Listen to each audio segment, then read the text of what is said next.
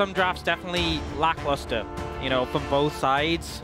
Going into Game 5, T1 with the edge being on blue side, we're undoubtedly going to see that Yone banned. We'll see what else they decide to take away. The pressure's always on red side, having to ban the likes of the Rumble, kind of locked in.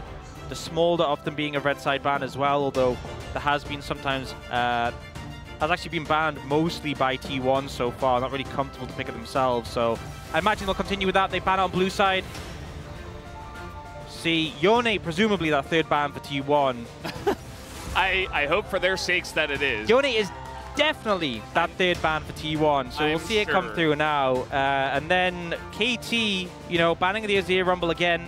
Could look for the Vi, it's been something they banned. Could look for the Ziggs, is something T1 banned last game. A lot of discussion to just say Yone. I mean, the only other angle is you take it yourself, but that doesn't feel like a good blue side first pick. Wow. If Jax ban. You know what? I'm going to say it. I don't agree with this. It might surprise you. Bold statement. Take it away. Well, the thing is as well no is thoughts? if they want to deny the Yone and first pick it, like you give over things like the Ziggs, well, Ziggs is going to get banned away, so Yeah, not too concerned about that. Like, BDD deserves his respect. I know they won game #1, but this is non-negotiable, and Faker has not looked even close to any of the other free seeds that we're sending, right? And we'll have to see. You know, it's unlikely. Not really something you would blind pick first pick, but they do have another Yone player on the roster. Perhaps they can send it up that way, but it will be flexing. Bit of flexing. It will be KT to deny Sejuani. I think giving over Sejuani, Yone would absolutely be a mistake, so it makes sense there. And there's still good options for Owner on the other side. Yeah. Lilia, Vi, Skarner, all available.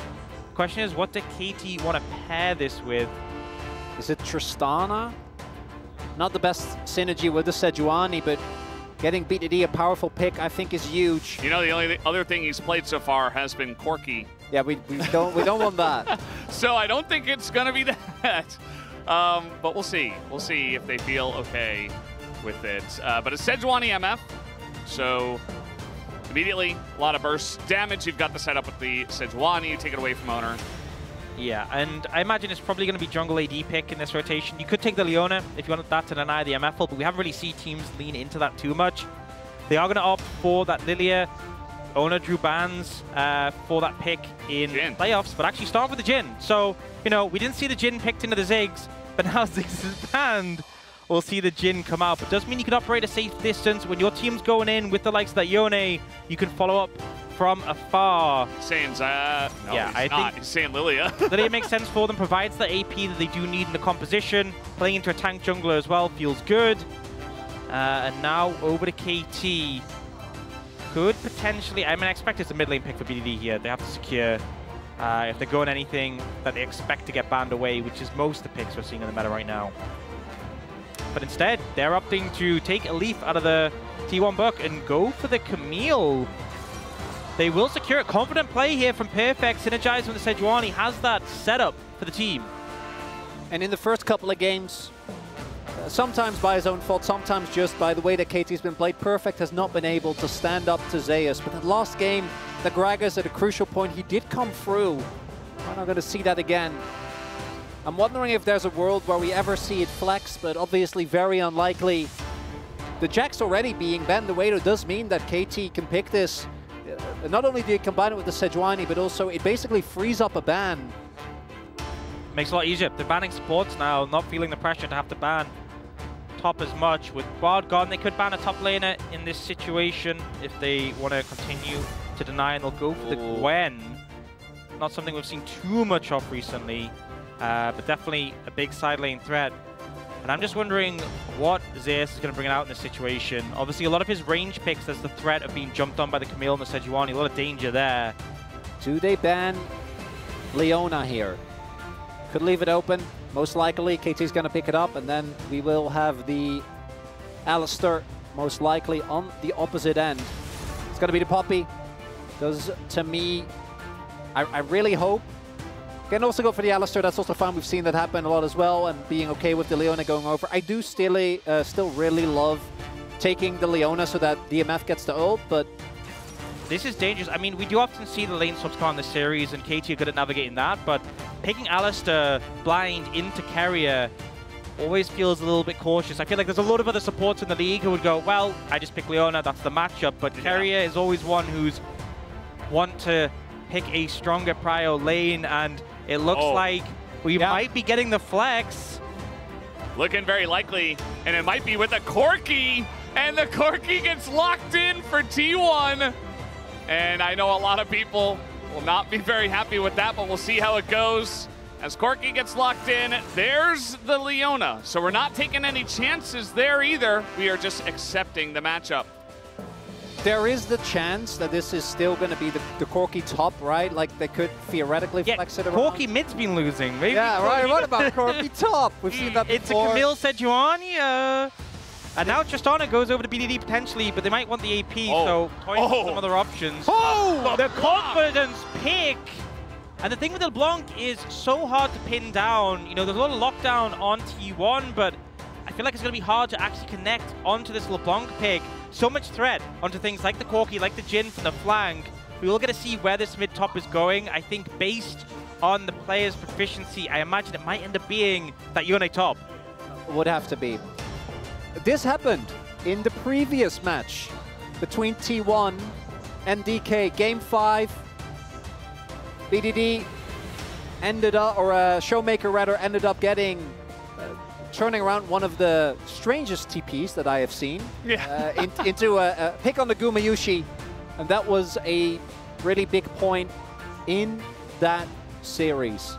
T1 with a pick that no one has been able to win with him. What was it, 10, 12 games in total now? Don't ever say it's over if I'm breathing. Again, 2022. And the lines you can draw to that roster, not just in the players, but what has happened this year and what has happened for DRX 2022. In spring, in summer, so many of the numbers are exactly the same. It is uncanny. But as I said before, Faker will look to, alongside of his roster here, try to rewrite history and make new history here in this best of 5, in this game 5. And BDD, who's only getting more and more confident, pulls out the R5 LeBlanc. Let's see how it goes as we hop into the rift for game number 5.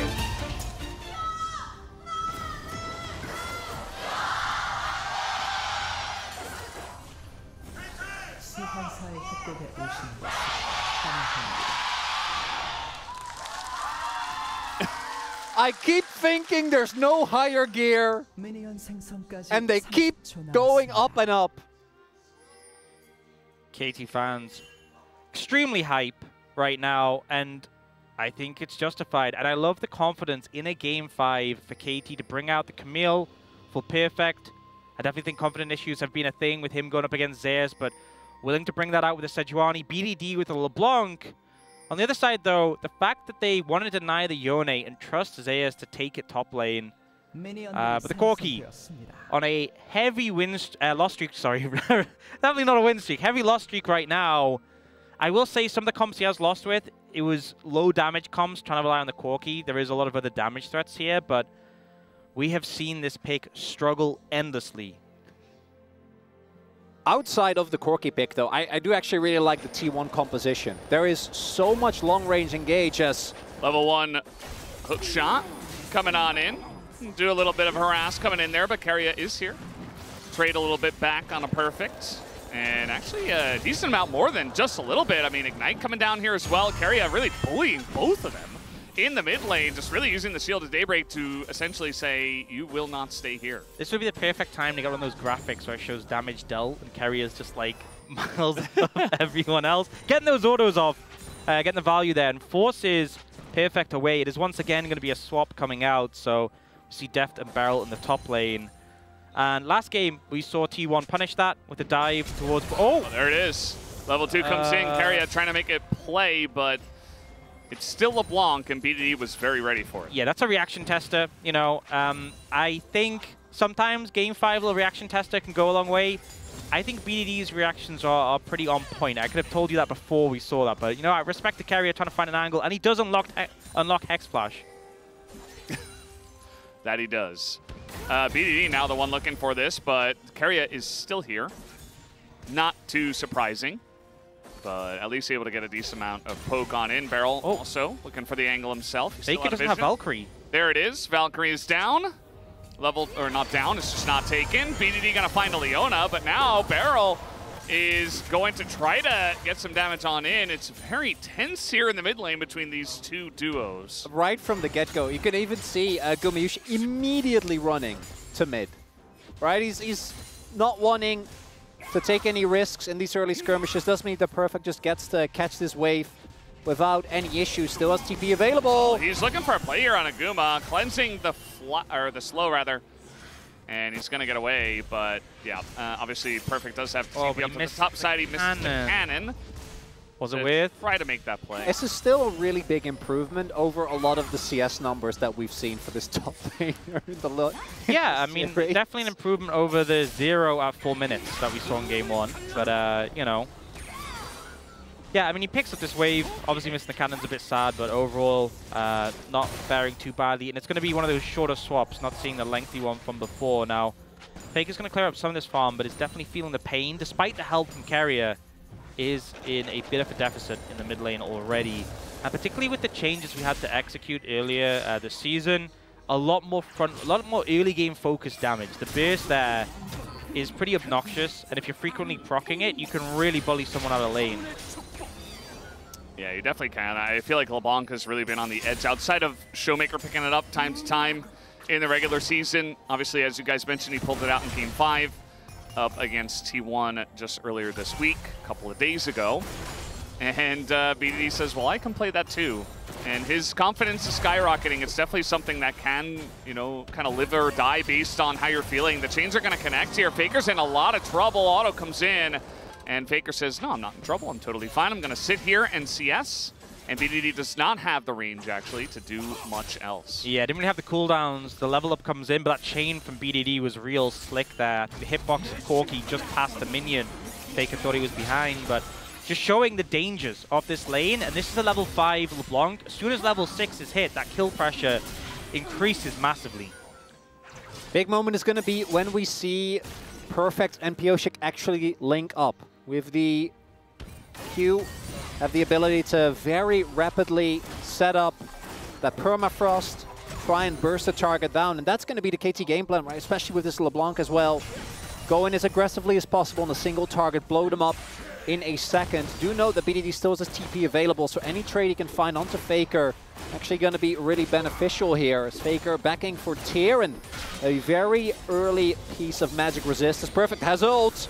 On Vision was the Sejuani, but yeah, as you mentioned, you're not getting away from this one. Zeus trying his best. He's going to flash. He's going to try to ult away, but you cannot get away from the Camille. Do they have the damage to take down Zeus? Is the real question, as one will do it, and they take him down, and first blood goes to Perfect. Beautifully played there by Perfect. Zeus tries the fancy moves to disengage, but Perfect doesn't go for Zeus himself, goes to where the soul was unbound from, sits patiently, finds the ult.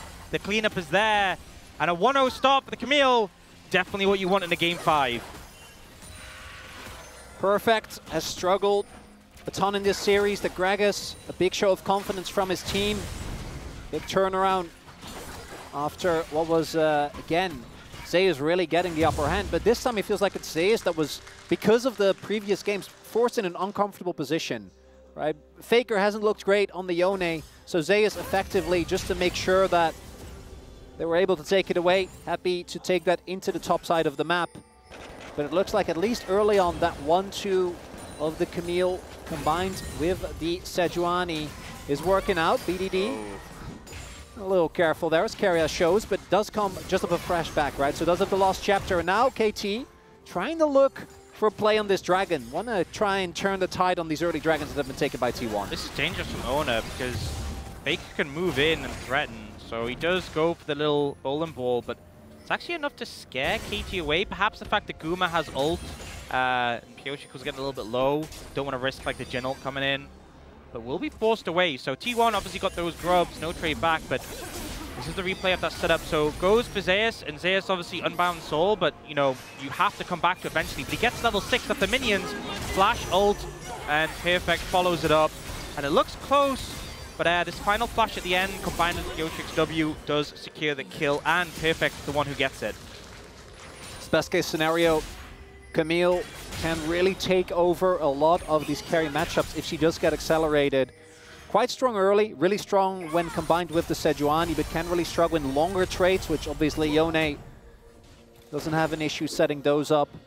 Can continuously trade with his sustain as well, so adding a little bit more oomph for Perfect very early on the Sheen now.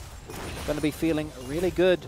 On the flip side, T1 trying to maintain some pressure here, carry out. Oh, trying to make a play here on a Deft. Barrel getting in front of that, but he's level 4 Alistair, has to flash away, and now trying to open up. The first shot is going to hit as Deft, desperate to try to block them, and he will block that 4th shot, but they don't get any kills, but T1's bottom lane still pressuring the bottom side of the map and getting some plates. Yeah, they found the pressure. Ult available here.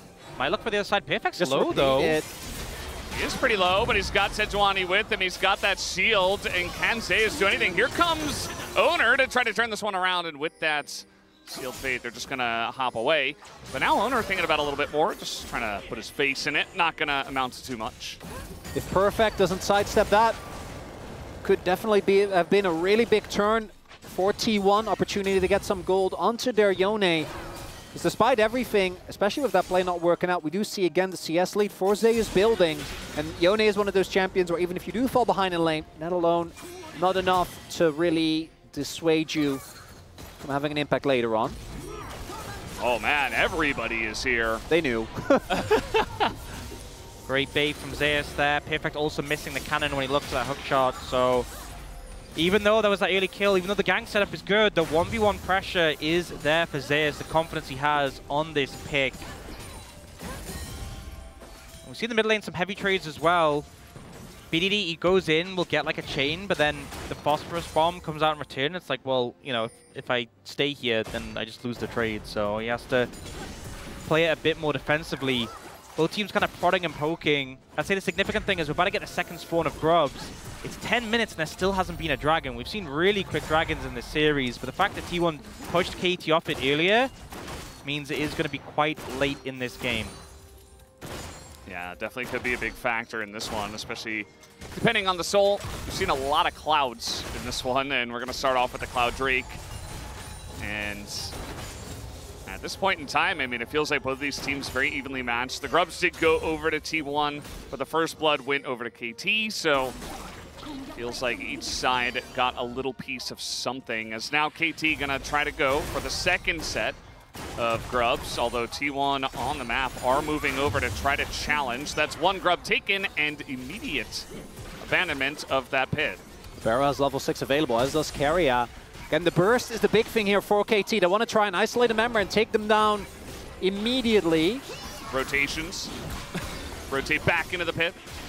Deft is running, but Guma does have a lot of range with his R. Both the AD carries still here.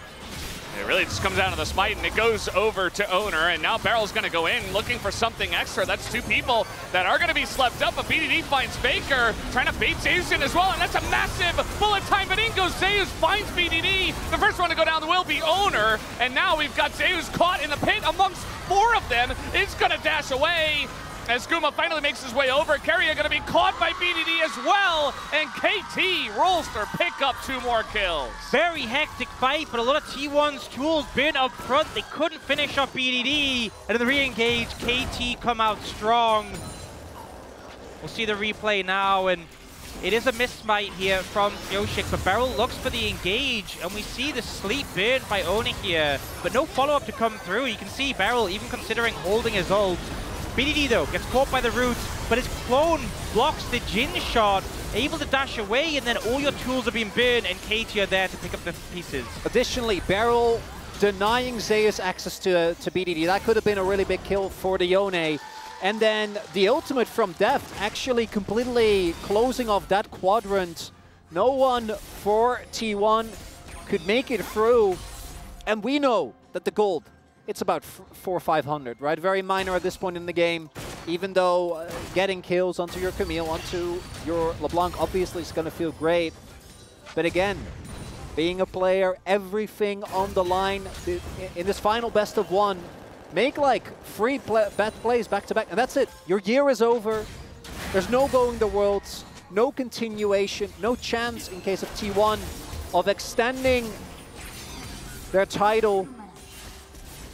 And for KT, obviously, another dance would be something that, when you say it in hindsight, would make sense. But if you'd said it right after they lost to, actually, you know what? No, right after they lost to Bro probably is when you most likely. I think some of us were saying we'll see KT at Worlds, right? Like, okay, but how much of that was a joke, Feldes?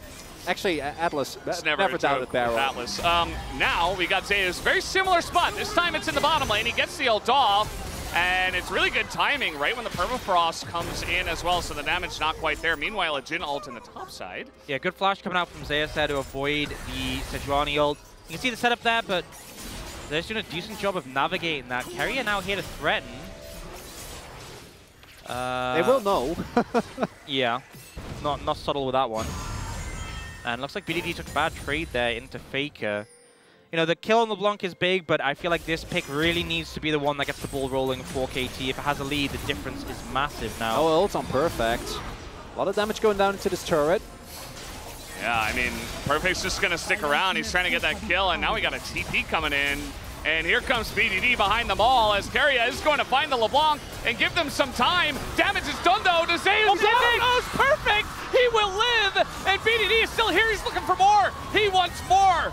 And he's not going to have it. He's going to dash away. Pyosik as well does his job, just puts his body on the line. So many low health bars, and KT get another. So close to being 2 kills for T1, but both Perfect and BDD use their health bars so well there. Managing to disengage, managing to get the kill.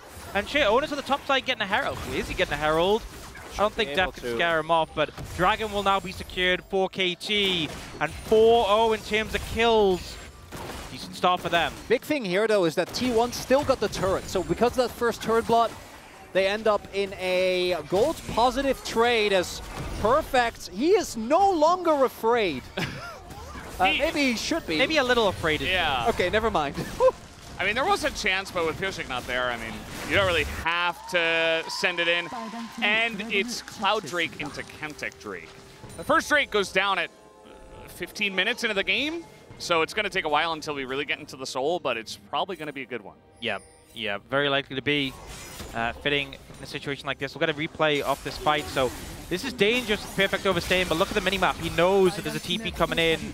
And Carrier tries to immediately shut down BDD. It does a good job getting on top of the LeBlanc, but the distortion back into the chains. Perfect getting the shield and the hook shot to disengage. And then here, BDD even going in for a heavy trade, but still has the ult to get away at the end. A little bit dangerous with that one. Uh-oh. We've seen this before. This time it's BDD alongside of it.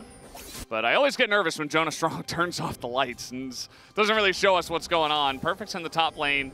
And actually he's alone right now. Could try to do some damage to that turret, but he's just going to back off. His owner's up there. This is very telling that Zeus is still ahead in gold, despite everything that happened. And again, the kill score in favor of KT, but we don't really know which way this game is going to go until we actually see a big fight. Because again, I think for KT, they're the ones that are going to have to pull the trigger, right? They're the ones that are going to have to actually make the action happen.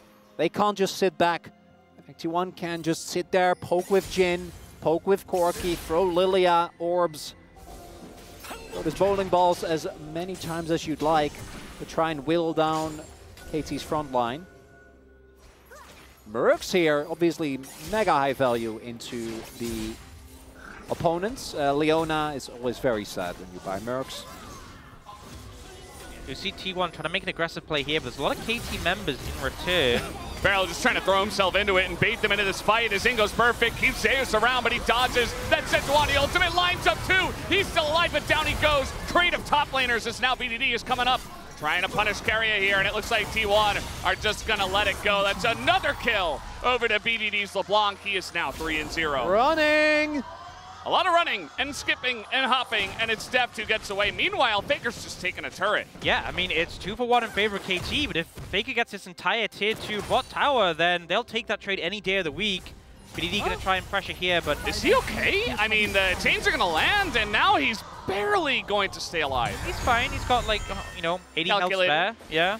It's called using your health bar, right? Health is a resource, Valdez. Get it together. Sorry, I forgot. It's okay. This series has really had it all. I don't think we're quite done. Again, kill score, don't be fooled by it. We aren't done. There's a whole... This game is the last one. Yeah, the Nexus didn't explode yet, so we're not done. Let's take a look at the replay here. Yeah, so we see Perfect going in onto Zeus, but he's very early, leading the charge, so the follow-up isn't quite there. Zeus with a good dodge off the Sejuani ult, but it does eventually go down.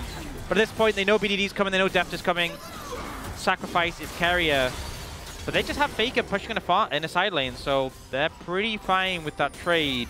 The KDAs suffer, but in terms of gold, they're still ahead. Biggest thing for me with KT, though, is that BDD is the one getting the most kills. BDD is the one getting monstrously fed.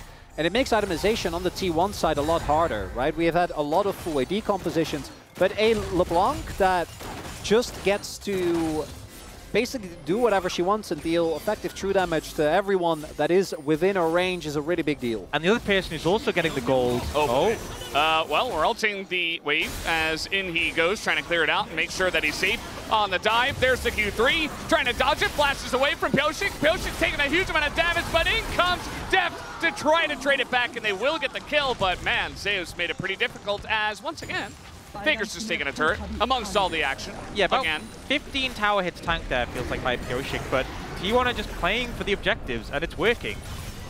All right, well, this is a Lilia. Can they actually get him down? Nice catch by Barrel Owner.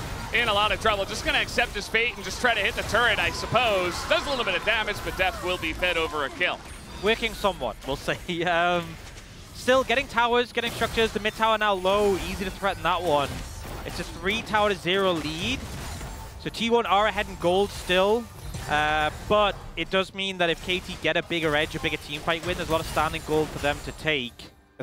The Jhin just like hitting a 4th shot on an F and he barely gets the shield. This is about as well played by Zeus as you can, right? Like you're in a really rough dive situation, gets the Q free, then flashes away from the damage from Pyoshik and also gets the Q as the knock-up on the Sejuani is enough. But then Barrel on Alistar has always been a thing.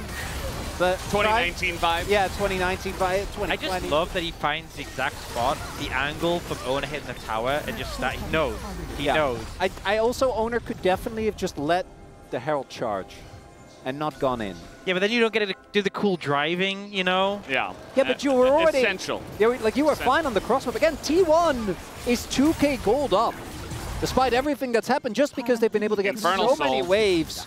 Oh, boy. That's a pretty big one. For a lot of these champs. Can you explain why?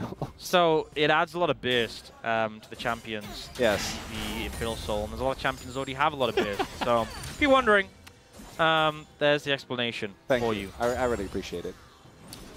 Yes. Thank you guys. But Infernal also, Soul going. Okay. It's this is it the drift? Rift? Or we call this Drift. Yeah, and we have the Jhin, you know? We have the MF as well. Oh, yeah. We've got 280 carries, the fastest 80 carries in the West. That are in the East, I guess. Drift in honor of Viper when he was on Jhin and literally ran for like a full minute and just kept picking up Cinder. Through the enemy base. Through the enemy base with these items and Swifties. And then the next patch, I think, I don't know which one of the two it was, but the movement speed on those items was nerfed. And I'd like to think that it was because of that escape. Because they hate fun. The Cinders are still in the game. And they, one of the best maps, honestly. Cinder's very important. Zeus, beginning to take some aggressive trades here against Perfect. Perfect running at him and saying, I will not be deterred. And you better play it safe, otherwise you'd never know who's in my jungle. Yeah. As many times it has been Zeus like, oh, I want to go for trades, but then there's Sejuani, MF, it's LeBlanc sometimes. As an ult comes in, this is an Alistar, who does have Unbreakable Will. Barrel's going to use it and try to get away. Creative ult says, once again, Faker's hitting a turret. That was really nice, like Pyoshik and Barrel to interrupt carrier. Oh my, that's a lot of damage. He's going to get away for now, and he has Flash. Can he get out is really the question. They'd have to go very deep to try to get Faker at this point. And yeah, KT just not going to get him. Also, Pyoshik throwing the ult over the wall. It was kind of the angle where it's like, it might hit me if I don't flash, but Faker flashes in the direction that doesn't connect onto him, but Could have been a bit close. BDD's damage, definitely scary. Those 2 items in pocket, adding a lot of burst, as we've seen from Zig's gameplay. So, a lot of threat there. And even though T1 have that gold lead, it does not feel like this game is at all stable for them right now. So you have Zeus, who definitely is winning in the side lane. Actually going for Stride Breaker this time around, so very different from the Yones that we've seen. It's the counter the Drift Rift, you know? Yeah. It actually will have a ankle ton of value, right? Giving you even more sticking power. Also do note that this time around, Keria outside of Zeus is their only form of engage. So having the Yone be a bit beefier definitely going to help.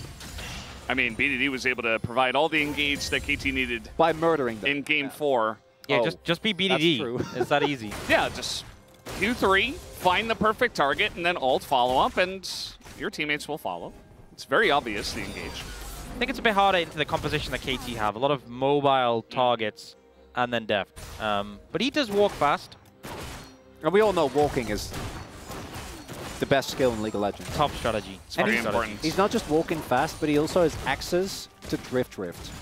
And he has 1 Cloud Drake. Mm.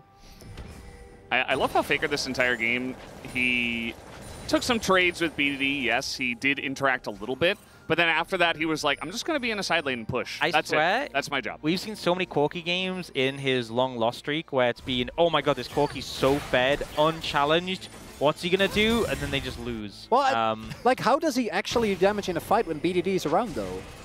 Because BDD does the same amount of burst, but in a very short time frame. We're ulting a Sejuani in the jungle, and now TPs are coming in. They're trying to keep him around for a very long period, at least. Turn. But, yeah, Zeus going to have to unbound out of that one.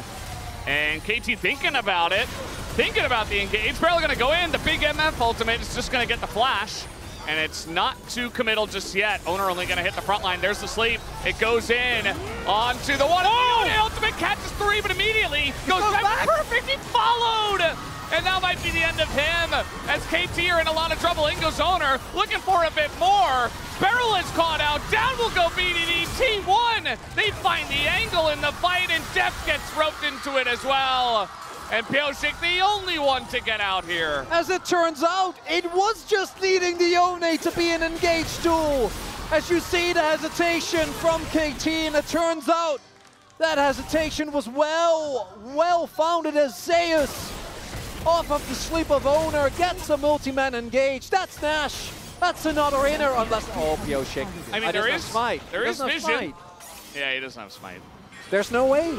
Well, they're going to send him away anyway, just in case. That's the Baron over to T1. And it was very close up until this very moment. Yeah, Keria trying to body block Pyosik so he can't Q over the wall, force the flash here. And then we see Zeus comes out, immediately unbound souls. He has the ult ready, but saves it. When he snaps back, Beryl goes in, he flashes out, but they don't get anyone with the ult. Keria's the only one, and he disengages. Owner gets the passive on a perfect, goes to the sleep, and when Beryl and Pyosik play bodyguard, it sets up for the triple ult. Doesn't stay in there because he's on top of 2 tanks, but he drags perfect back. The root on a BDD, the cleanup is clean, and T1 are looking on form. And the rest of it is just cleanup. Zeus lines it up, and it's going to net them not only 4 kills, but the Baron, the first Infernal Drake, and now almost 7,000 gold to lead. As I said before, it was close. You know, KT were having angles. They had BDD was very fed, but now at this point, I don't know if they've got it in them, especially from behind when you have this much damage and the enemy team is just getting tankier and tankier. I don't know. This could be it. This could be the moment where Corki wins a game.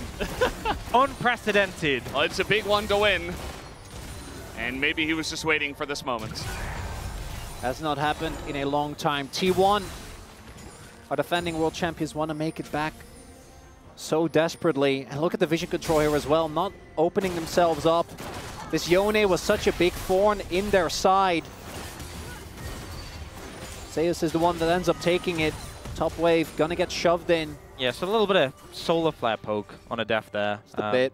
Doesn't break the shield, but I kind of feel like T1 this game have been fishing for engages, and they'll be willing to throw them out without committing too heavily and just waiting for the moment to strike. And it's given them advantages in this game on the back of that previous fight, but still down in kills, but a 7,000 gold lead. KT know how rough the game feels right now. And with that tower being taken, no structures outside their base. It's 6 towers to 0 right now. So what you're saying is they just need to win one fight, and then there's a lot of standing gold on the map. It's free. It's that simple. Objective bounties as well. I mean, I think ultimately the problem right now is that no one can match up well into Zeus. BDD just isn't strong enough to hold up against him. Perfect has had issues all game, and especially with the gold deficit now.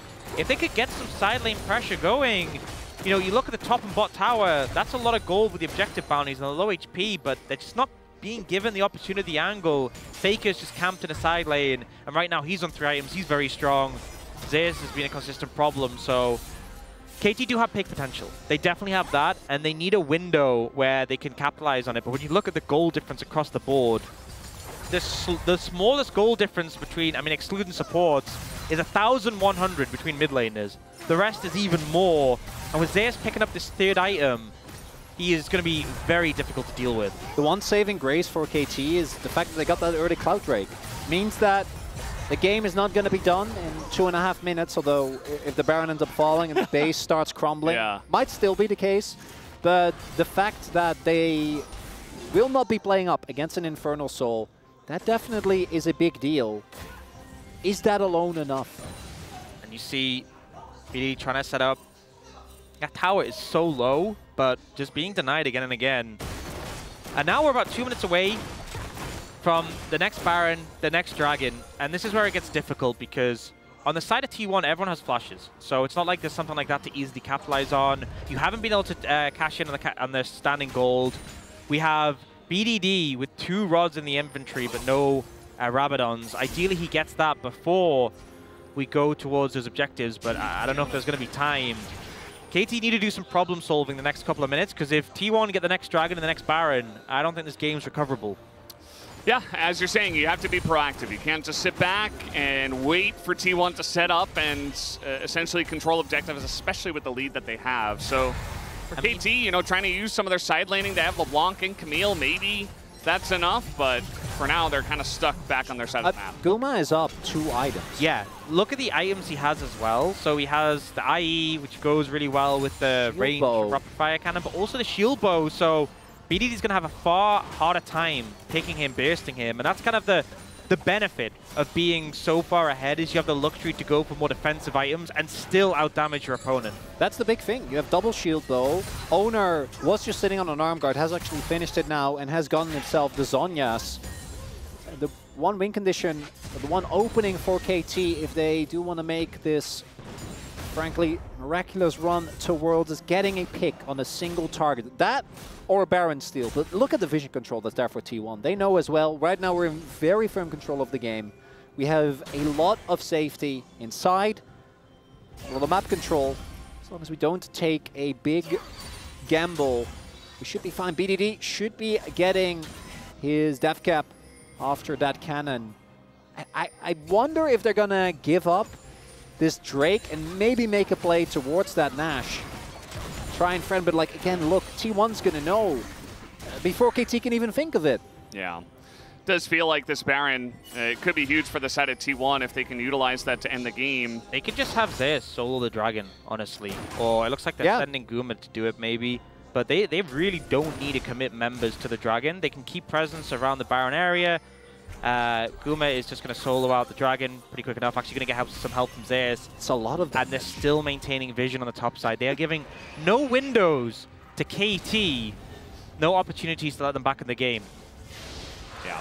You don't really get to utilize any of your side lane pressure. Nobody can really deal with Zeus still, unless they're going to drop both LeBlanc and Camille there.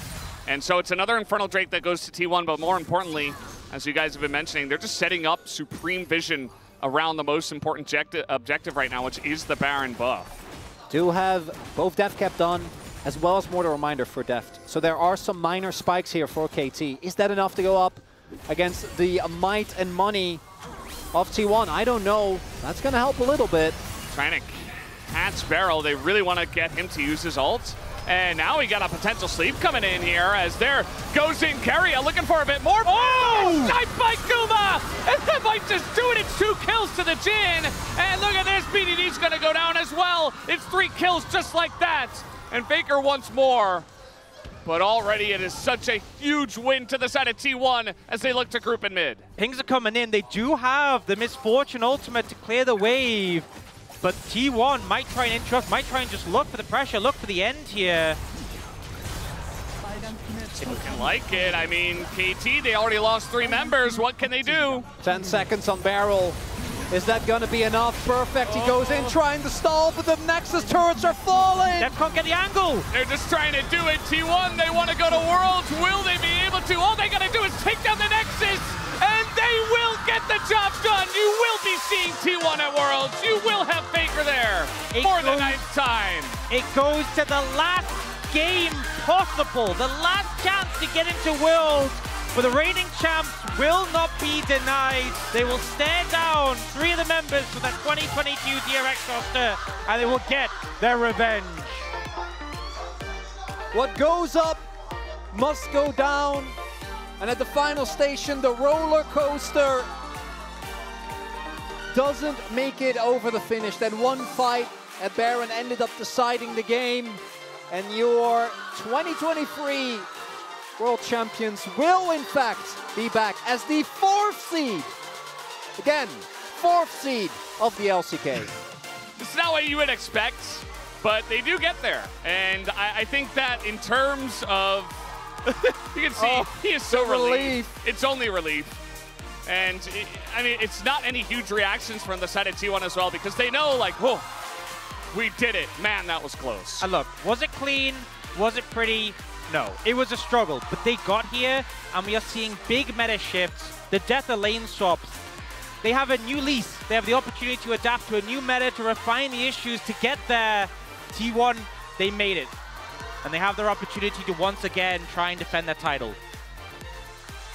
This might very well be the moment that the dance is over.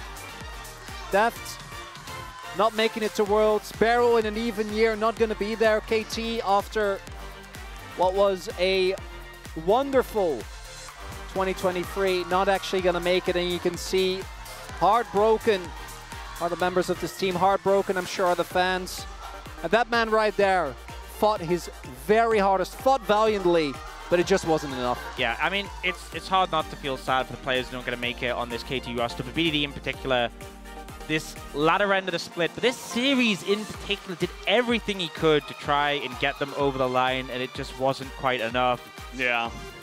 Felt kind of bad there at the end as well. I mean, some of those team fights weren't even very close, right? It was so close in this game. It was like a 2,000, 1,000 gold difference, and it really felt like KT were still in it, and then all of a sudden T1 got one team fight win, and the game was broken open. It was kind of over from there, as KT were never given an opportunity to come back. And you know, this is such a high-pressure game. It's a game 5. It's an area where T1, this roster, has struggled. They have crumbled under the pressure, but they held strong, and it felt like this game was so controlled from them. Even when members were going down, it was always a win for T1 on the map. There was never a point where you looked at the gold and went, oh man, that looks rough for T1. Zeus going down, 4 deaths at one point pretty early on in the game, but it just didn't matter because T1 were relentless at taking these structures, getting these advantages, and eventually it all just blew up this Here it play. is. This is the point that broke the game. The 3-man engage, perfect, going back in. And that alone, I think maybe they could have come back from. But then the decision to go for the re-engage ends up being hugely detrimental there for KT.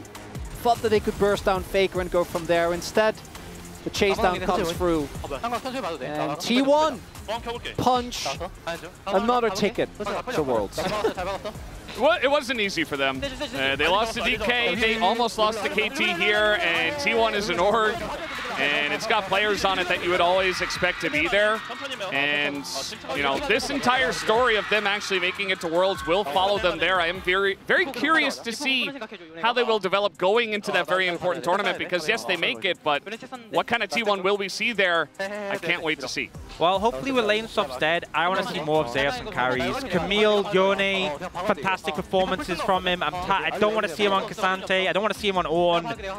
Even things like the Kennen didn't really inspire joy, but him on picks like this is just an absolute monster. They're just saying, hit the tower. Yeah, like owners begging them. That face from Carrier. Yeah. Owner immediately head in hand. It's a different kind of emotion. It really is.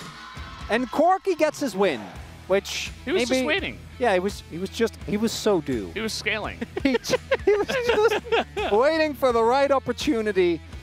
The 80 carry mid meta. We'll see if it's still there around Worlds. I would have said no, but then, you know, some of the changes on patch point 19. You know, there's a lot of chaos. Our pro teams are resilient. You try and push them. No. We still want to play Corky. No, really, it's been nerfed in the ground. Well, you know, we'll see about that. He's just so safe. Yeah.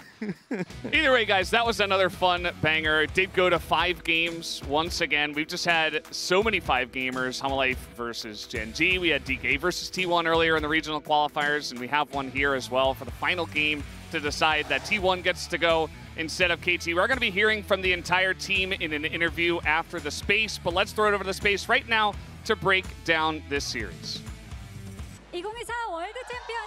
Thank you very much, guys. This is Dear for the post-match team interview translation, joined by players of T1 who managed to get a 3-2 victory in the LCK regional qualifiers and securing LCK 4th seed.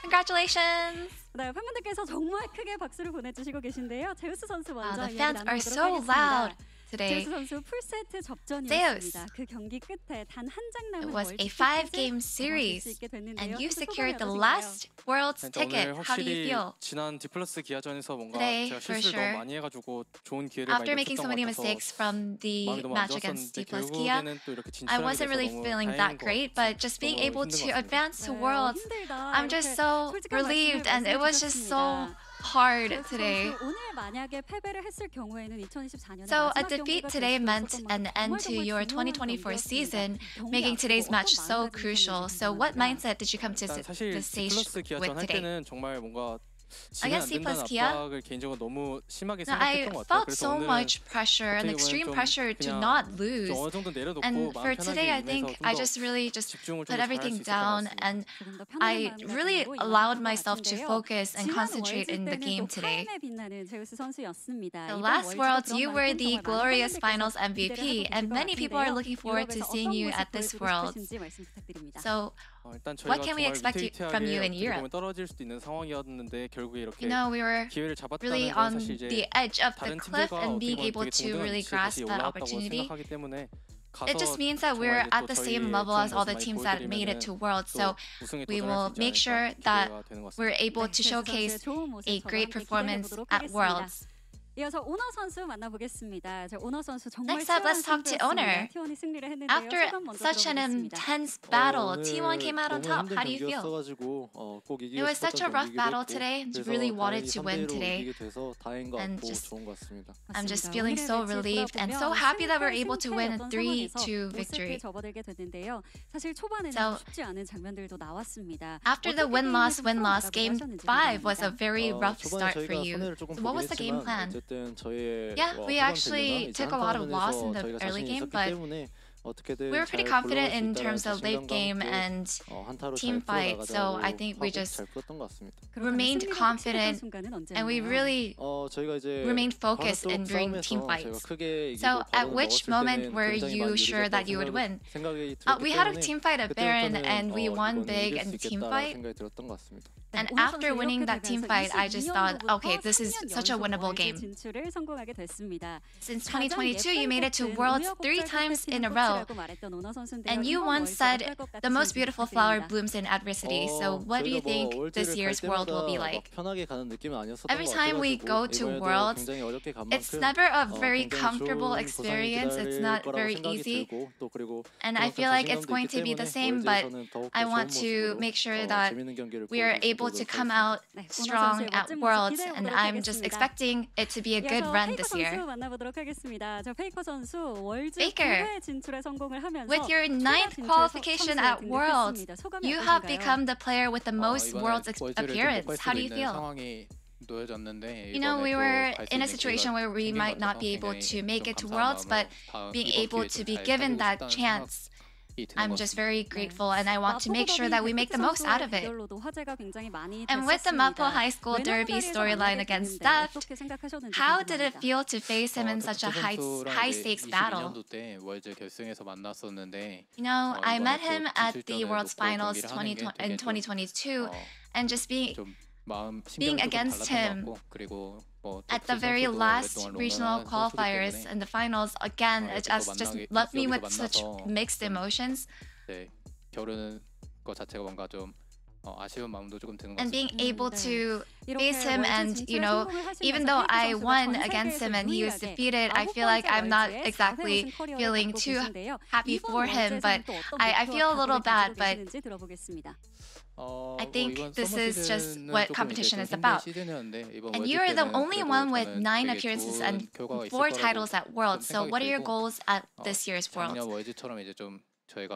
You know, we're going to try to make the most out of this year's Worlds, and I think last year's Worlds, I'm sure a lot of fans are expecting us and looking forward to a similar run from last year, and I want to make sure that we really repay everyone's support. And Gumayoshi, you secured the last ticket to Worlds. How do you feel?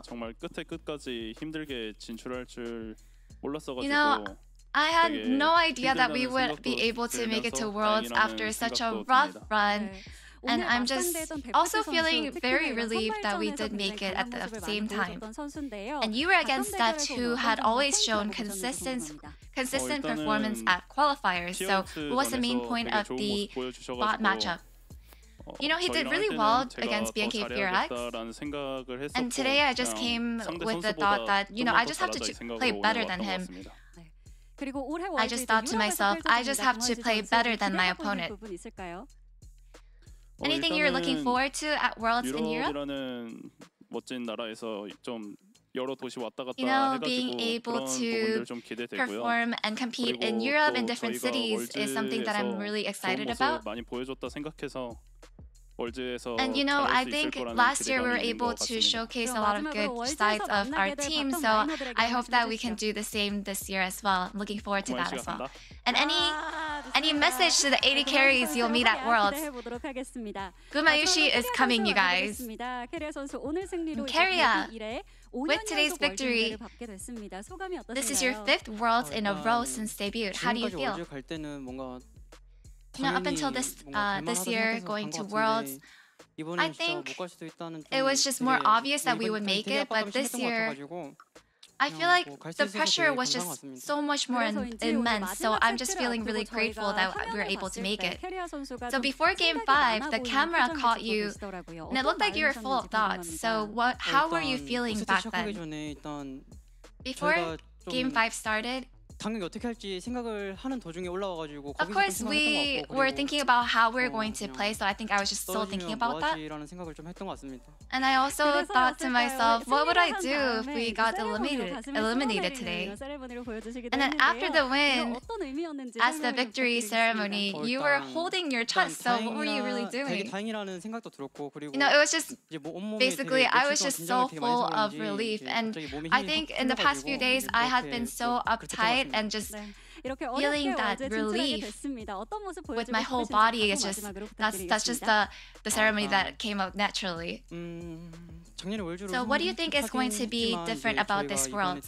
Although we won the World Championship last year, I think this year I do believe that we can obviously do better and be able to showcase and display really good sides and performance this year as well. So I hope that we can do that. 자, 그럼 마지막으로 2023 월즈 우승의 영광을 안았던 제오 And 카르테가 lastly, 다시 한번 월즈 무대에 나서게 The 되는데요. 2023 World Champion roster, Zeus owner Faker Guma Kyria get to run it back at Worlds, and this will be a third year in a row with the same roster. So any shout out to your fans?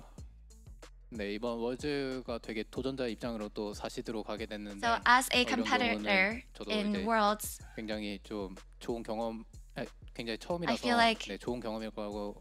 it's just been such a rough journey, but I believe that it's going to be a really good experience for us and for all the fans that have been supporting us up until this point and all the fans that will be supporting our Worlds run. Thank you so much. 여러분 큰 박수 부탁드립니다. Let's give it up for T1, and that's the end of the interview from T1 and back to the space. Thank you.